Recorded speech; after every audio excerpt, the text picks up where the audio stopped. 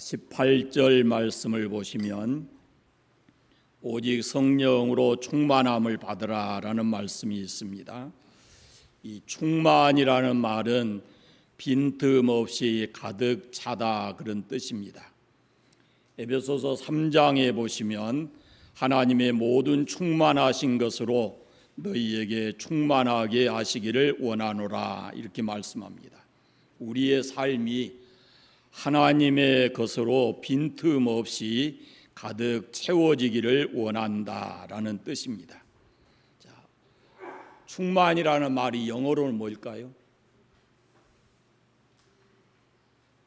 풀로 채워달라 그러죠. 풀. 그다음에 또 우리나라 다른 말로는 뭐라 그럴까요? 가득히. 일본은 우리나라 말보다 어째 일본 말을 더 잘하지. 헬란 말에는 풀레리라고 그러는데 어떤 것에 영향을 받다, 지배를 받다 그런 뜻입니다. 성령의 충만함을 받으라 이 말씀은 헬라어로 말하면은 이게 현재 진행형인데요. 날마다 계속해서 성령으로 충만함을 받으라 그런 뜻입니다. 완전히 바닥날 때까지 비워두지 말고 날마다 조금씩 이렇게 계속해서 성령으로 충만하게 되라 하는 그런 말씀입니다. 그러니까 성령의 충만이라는 것은 어떤 단 한 번의 체험을 가지고 얘기하는 것이 아니고 지속적으로 성령으로 충만해져야 된다라고 말씀합니다. 우리가 신앙생활할 때 예수 믿고 한 번의 인침을 받습니다. 그러나 날마다 순간마다 우리는 계속해서 성령으로 충만해져야 합니다. 그래야 우리가 세상으로부터 오는 그런 강력한 도전, 어떤 죄의 의식 이런 것들을 이겨내고 우리가 성령 안에서 기쁘고 그리고 승리하는 삶을 살 수 있기 때문에 그렇습니다. 그런데 오늘날 많은 성도들이 이 성령에 대해서 깊은 관심을 가지고 있지를 않습니다. 혹시 가지고 있다 그래도 조금 피상적인 그런 면만 가지고 있는 거예요. 감동하고 감화하고 생각나게 하시고 인도하시고 다스리시고 이런 것을 믿지 않기 때문에 그냥 교회 와서 신앙생활할 때는 예배 드릴 때는 기쁘고 감사한 마음이 회복되는데 밖에 나가서 생활하다 보면은 생활고 때문에 그 기쁨과 감사가 다 사라져버리고 삶이 힘들어진다 그런 말이에요. 우리가 성령께서 우리를 다스리셔야 성령의 인도하심을 받아 따라 살아야 그래야 우리가 이 세상에 나가서도 하나님이 주시는 그 구속의 기쁨과 감격을 가지고 살아갈 수 있다라는 말씀입니다. 성령 충만함이 어떤 것인가? 이것은 어떤 이적이나 행하고 여러 가지 은사로 나타내는 그런 정도가 아닙니다. 성령 충만이 자칫 개인으로 하여금 광신자가 되게 만들기도 하거든요. 그리고 성령 충만했다 그러면서 교회를 혼란하게 만드는 그런 경우도 없지 않아 있습니다. 이것은 잘못된 성령에 대해서 잘못된 시각을 가지고 있다라는 겁니다. 성령 충만이라고 하는 것은 그 성령 받은 사람 한 사람을 어떤 신앙적 영웅을 만드는 게 아닙니다. 성령 충만한 사람이 교회에 악영향을 끼치고 혼란을 일으킨다면 그 사람으로 인해서 교회는 많은 조롱과 비방거리를 얻게 될 거예요. 성령 충만은 절대로 주의 몸된 교회에 해가 되지를 않습니다. 성령은 우리로 하여금 예수를 주로 고백하게 하고 성령 충만으로 우리가 그리스도의 복음을 전파하게 되고 그리고 그리스도인답게 능력 있는 삶을 살게 하는 것이 바로 성령이십니다. 성령 충만은 하나님 아버지께서 약속하신 것이고 예수님께서는 그 약속이 곧 임할 것이니까 예루살렘 떠나지 말고 기다리라 이렇게 말씀하셨어요. 그래서 예수 그리스도를 믿는 사람은 성령의 감동하심으로 예수 믿게 되고 날마다 그 삶 속에서 성령과 함께 이렇게 능력 있는 삶을 살면서 세상을 이기고 살아갑니다. 그러다가 마침내 이 세상을 떠나게 되면은 그 성령과 함께 영광스러운 나라에 임하게 되는 것입니다. 우리가 성령 충만해서 성령의 열매를 맺고 살 때 우리의 삶을 통해서 하나님은 영광을 받으시고, 그리고 이웃에게는 우리가 선한 영향력과 감동을 줄 수 있고, 그것이 교회의 밑거름이 되고, 그리고 자신과 후손에게도 복이 되는 삶을 살아갈 수가 있는 것입니다. 지금 우리 신앙생활에 가장 중요한 것이 바로 이 성령 충만에 대한 재인식을 하는 것이다, 이런 생각이 듭니다. 제가 참 오랫동안 복음에 대한 설교도 했고 예배에 대한 설교도 했고, 지금 성령 강림절을 이후로 4번째 오늘 성령에 대해서 설교를 하는데, 이 성령 충만한 우리 개개인이 돼야 되고, 교회도 성령 충만해야, 그래야 우리가 하나님께 영광을 돌리는 그런 교회가 될 것입니다. 그래서 첫째는 성령 충만의 필요성을 다시 우리가 느껴야 되는 겁니다. 오늘 말씀을 보십시오.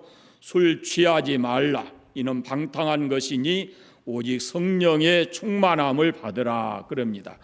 성령 충만의 필요성, 이것을 다시 우리가 새롭게 한번 해야 됩니다. 우리가 예수님을 구주로 믿게 된 것이 성령님의 역사지요. 성령이 역사하심으로 우리는 예수님을 나의 주로 고백했습니다. 여러분, 예수님을 믿으시잖아요. 예수님을 마음이 영접하셨나요? 그렇다면 하나님의 자녀로 거듭났지요. 누구든지 그리스도의 영이 없으면 그리스도의 사람이 아니라고 말씀하셨어요. 그러니까 우리 예수 믿는 우리 안에 하나님의 영, 성령이 계시는데, 그 성령이 오셔서 내 안에 계시면 그분은 나보다 훨씬 더 크고 전능하신 분인데 내 안에 와서 나를 가만두겠느냐, 그 말이죠. 그분이 내 안에 와 계시면 아무 의식 없이 우리가 그분을 내 안에 모시고 살아서 되겠느냐, 그 말이죠. 그것이 만약에 느껴지지 않는다면, 성령이 내 안에 계신 것이 느껴지지 않는다면 여러분이 먼저 확인해야 될 부분이 있습니다. 그것은 예수님을 나의 주, 나의 그리스도로 고백하고 그 믿음을 가지고 있는가라는 겁니다. 진실로 여러분이 예수님을 나의 구주, 나의 주님으로 믿는다면은 그 믿는 그 순간에 여러분 속에 하나님의 영, 성령이 오시거든요. 그런데 성령이 오시면 그냥 그분이 오셔서 가만히 아무것도 안 하시고 내 삶 속에 그냥 가만히 와 계시는가? 그렇지 않습니다. 사도행전 2장에 보십시오. 성령이 강림하시면 어떤 역사가 일어나는가, 이런 것을 우리가 볼 수가 있거든요. 성령 충만은 먼저 예수 믿는 그리스도인으로 하여금 세상을 잘 살아가게 하시는 겁니다. 우리가 하나님의 자녀가 됐지만 우리 주변에는 마귀의 권세가 여전히 강하게 있습니다. 이런 세상에서 하나님의 자녀로 승리의 삶을 살게 하시기 위해서 하나님께서는 성령을 우리에게 보내주셨어요. 그 성령으로 충만하면 이 땅에 있는 마귀의 권세, 어둠의 권세를 이기고 하나님의 뜻을 따라서 살아갈 수 있다라는 말씀입니다. 자, 술 취하는 것과 오늘 말씀해 보세요. 18절 말씀해 보세요. 술 취하는 것과 성령 충만한 것이 비슷한 것이 많습니다. 술 먹으면 술 취합니다. 그러면은 제가 학교 다닐 때, 신학 다닐 때 이거 말씀 한번 드렸을 것 같은데, 그 원요한 교수라고 언더우드 손자였어요. 우리 한국의 처음 장로교를 가지고 왔던 언더우드 손자, 원요한 교수인데, 이분에게 어떤 사람이 이 질문을 한 거예요. 얼마나 먹어야 술 취합니까? 얼마나 먹어야 술이 취할까요? 각각의 다 취하는 것이 다 다르겠지요. 그러나 그분의 답은 이랬습니다. 겉으로 드러나지 않을지라도 술이 일단 들어가면은 술로 취하는 것이다. 그렇게 얘기를 했어요. 그게 이제 지나치게 되면은 이렇게 밖으로 행동이 나오는 거죠. 성령 충만하면 예수님에게 취합니다. 성령 충만이라는 것은 언제나 예수님 생각하고 예수님께 반하고 예수님께 빠지고 예수님께 미치고 예수님에게 줄줄 끌려다니는 것이 바로 그것이 성령 충만한 사람입니다. 여러분, 사람이 술을 먹으면 잘하는 게 뭔가요? 사람 술 먹으면 잘하는 게 말 잘하고 또 하나는 노래도 잘해. 술 먹으면 안 하던 노래도 막 해야 되거든요. 성령 충만하면 어떻겠어요? 성령 충만하면 그 입에서 기도가 나오고 찬송이 나오고 그렇습니다. 말씀해 보십시오. 시와 찬미와 신령한 노래들로 서로 화답하며 너희 마음으로 주께 노래하며 찬송하며 그랬습니다. 성령 충만하게 되면은 뭐 해요? 찬송합니다. 그리스도 예수를 높이는 겁니다. 그리고 성령은 우리로 하나 되게 합니다. 에베소서 4장에 보면은 성령 충만은 절대로 교회 안에서 당을 짓거나 문제를 만들지 않습니다. 유다서에 보면은 이렇게 말씀되어 있습니다. 이 사람들은 당을 짓는 자며 육에 속한 자며 성령이 없는 자다, 이렇게 말씀을 하고 있어요. 당을 짓는 자를 가리켜서 성령이 없는 자다, 이렇게 말씀하고 있어요. 그런데 사도행전에 보면은 성령 충만에 대해서 비난하는 사람들이 있었어요. 성령 충만을 이해하지 못하고 비난하는 거예요. 그래서 성령으로 충만한 사람을 이상하게 봅니다. 마치 술 취한 사람처럼 이상하게 보는 거예요. 별난 사람, 별나게 예수 믿는 사람처럼 그렇게 비난하는 거예요. 그런가 하면은 성령 충만에 대해서 무관심한 사람도 있었습니다. 이 사람 영적인 일에 대해서 더 이해하지 못하고 알 수가 없는 거죠. 내세에 대한 관심도 없고 이 세상의 물질적인 것에 모든 것이 거기에 있기 때문에 영에 대한 생각을 쉽게 갖지 않습니다. 영을 분별하지 못하기 때문에 악한 영에게 쉽게 사로잡히고 신앙생활을 하긴 하지만은 이런 사람의 신앙 속에는 기쁨도 감사도 없고, 그리고 작은 일에도 낙심하고 누군가를 향해서 원망 불평하고 성령을 거슬려서 행동한다라는 것입니다. 이것을 에베소서 4장에서는 성령을 근심하게 하는 행위다라고 말씀하고 있습니다. 여러분, 우리가 하나님의 자녀로서 이 세상에 하나님의 자녀답게 승리의 삶을 살기 위해서는 반드시 우리에게 뭐가 있어야 되냐면 성령으로 충만해져야 되는 겁니다. 그래서 그 성령으로 충만해져야 된다라는 절대적 필요성을 여러분이 인식을 하셔야 돼요. 세상은 우리가 하나님의 자녀로서 그냥 이렇게 우리 생각대로 사는 게 아니거든요.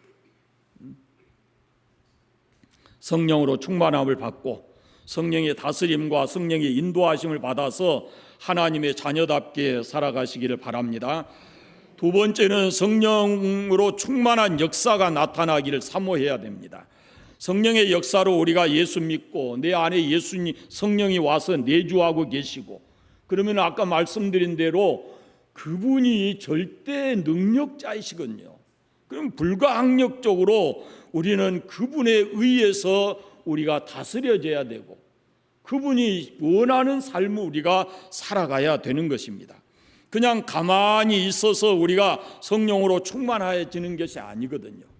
그럼 뭐 해야 되냐? 성령으로 충만하기 위해서는 간절하게 사모하고 그리고 성령 충만하게 되는 방법을 그대로 따라해야 하는 겁니다. 자, 그 먼저 뭐가 있느냐 하면 몇 가지 말씀드리면, 성령으로 충만하라 그랬는데 그 성령으로 충만하기 위해서는 제일 먼저 해야 될 것이 죄를 회개해야 합니다. 성경은 회개하여 죄 사함을 얻는 자에게 성령을 선물로 주겠다라고 사도행전 2장에 말씀합니다. 여기서 말하는 회개는 이미 성령으로 감동받아서 예수 믿는 사람에게는, 구원받은 사람에게는 일상의 생활 가운데서 지은 죄를 회개하라라는 것을 의미를 가지고 있습니다. 회개라는 것은 우리의 심령을 깨끗하게 하고 더 나아가서는 그 안에 성령으로 충만하게 우리 안에 임하게 하시는 그런 중요한 일을 합니다. 그러니까 우리 안에 와 계신 분이 거룩하신 영입니다. 거룩한 영. 그러면 우리 안에 온갖 지저분한 것이 있을 때 그분이 우리 안에 온전히 오시지 않는 거죠. 이게 잘 보시면 이게 성령으로 충만하게 되면 내 안에 있던 지저분하고 더러운 것이 점점 없어져요. 그러나 성령으로 충만하지 않으면 이쪽에 있는 게 가만히 있느냐? 그렇지 않아요. 이게 이쪽 부분을 잠식에 들어가는 거예요, 자꾸만. 그래서 우리가 죄를 철저하게 회개하면 하나님의 성령이 우리 안에서 충만하게 역사하실 줄 믿습니다. 두 번째는 말씀을 잘 들어야 합니다. 하나님께서 말씀의 능력으로 천지를 창조하셨습니다. 그 삼위 하나님이신 성령께서도 이와 같이 말씀을 통해서 우리에게 역사하십니다. 따라서 성령 충만을 위해서는 우리가 무엇보다도 하나님 말씀을 잘 들어야 되고 그 말씀 안에 거해야 합니다. 우리가 말씀 들을 때에 성령님이 역사하시고 우리 마음을 뜨겁게 하시고 죄를 깨닫게 하시고 그리고 우리 안에서 없었던 하나님의 능력이 우리 안에 생기게 만드신 분입니다. 그냥 하나님의 말씀이 우리에게 들려올 때 성령이 함께 우리 안에서 충만하게 역사하신다라는 말씀입니다. 말씀 있는 곳에 성령의 충만함이 있습니다. 여러분이 항상 말씀을 사모하고 귀 기울여 잘 들으시기를 바랍니다. 세 번째는 기도해야 합니다. 초대교회 마가 요한의 다락방에 제자들 외에 120명의 사람이 모여서 열심히 기도할 때 그곳에 성령이 임했고 그 다음에도 사도행전을 계속해서 읽어보면 성령 충만한 곳이 바로 하나님 앞에 기도할 때 성령이 임했다, 충만해졌다라는 것을 알 수가 있습니다. 오순절날 한 곳에 모여서 그들이 모인 것은 바로 약속하신 성령을 기다리는 그런 가운데 한 마음으로 기도했습니다. 그래서 사도행전 2장에 보면 이런 말씀이 있습니다. 하나님이 오른손으로 예수를 높이심에 그가 약속하신 성령을 아버지께 받아서 너희 보고 듣는 이것을 부어주셨느니라 라고 말씀합니다. 그리고 사도행전 4장에 보시면 빌기를 다음에 모인 곳이 진동하더니 무리가 다 성령으로 충만하여 지더라 이렇게 말씀합니다. 그러니까 기도해서 성령 충만을 받고 하나님의 말씀을 전했다라는 그런 말씀입니다. 그러니까 우리가 성령 충만하기 위해서는 이 기도와 떨어져서는 안 되는 거예요. 기도해야만 하나님의 성령으로 우리가 충만할 수 있다라는 말씀입니다. 에레미야서에 말씀합니다. 너희가 전심으로 나를 찾고 찾으면 나를 만나리라. 구하라, 찾으라, 두드리라 이렇게 말씀하십니다. 우리가 간절한 마음을 가지고 내 안에 하나님의 성령이 역사해 주시기를, 성령이 충만하시기를 우리가 기도해야 하는 겁니다. 그래야 성령님이 우리 안에서 우리를 온전히 충만하셔서 우리를 인도하시고 다스리시고 우리의 삶에 역사해 주실 줄로 믿습니다. 네 번째는 믿음입니다. 자연인이 그냥 예수 믿고 하나님의 자녀가 되는 것도 믿음으로 됩니다. 믿으면 구원받습니다. 그런데 이미 믿어서 성도가 된 사람은 성령의 충만함을 받아서 하나님의 자녀로서 이 땅을 기쁘고 승리하는 삶을 살기 위해서는 또 하나의 믿음이, 절대적 믿음이 필요합니다. 우리가 성령 충만함을 받기를 기도했으면 성령 충만함을 받은 줄로 믿어야 합니다. 간절한 마음을 가지고 기도하되 내가 간절히 구하면 그것을 이루어 주시겠다고 약속하신 것처럼 기도하고 그것을 받은 줄로 여기라, 그 말입니다. 그것이 믿음입니다. 우선적으로 기도해야 될 것은 성령의 충만함에 대한 기도를 해야 됩니다. 그걸 달라고 우리에게 기도해야 되고, 두 번째는 내가 기도한 그것이 내 안에 와서 내가 원하는 것대로 그것을 하나님이 이루어 주실 것이다 라는 그런 믿음을 가져야 된다, 그 말입니다. 하나님이 기도하는 사람에게 성령을 보내셔서 그에게 충만하게 해 주신다라는 그 믿음을 가져야 됩니다. 우리가 성령 충만함을 주십시오라고 기도해 놓고 그걸 믿지 않는다면은 그 기도는 아무런 의미가 없다, 그 말이에요. 그러니까 성령 충만함을 주십시오라고 기도했으면 그 성령 충만이 내게 임할 줄로 믿고 우리가 삶을, 신앙을 가지고 살아야 합니다. 다섯 번째는 성령 충만을 받기 위해서는 순종해야 되고, 그리고 지속적으로 성령이 충만하기 위해서도 계속해서 순종해야 합니다. 우리가 순종할 때 하나님의 성령의 역사를 체험할 수가 있습니다. 우리가 앞서 말씀드렸습니다만 우리가 성령 충만해서 하나님의 자녀답게 세상을 살아가면 우리의 그 모습을 보고 하나님은 기뻐하실 거고 영광 받으실 것이고, 우리가 살아가는 그 삶의 모습이 다른 사람에게는 그리스도의 향기가 나타나고 그리스도의 영광이 드러나게 되는 것이죠.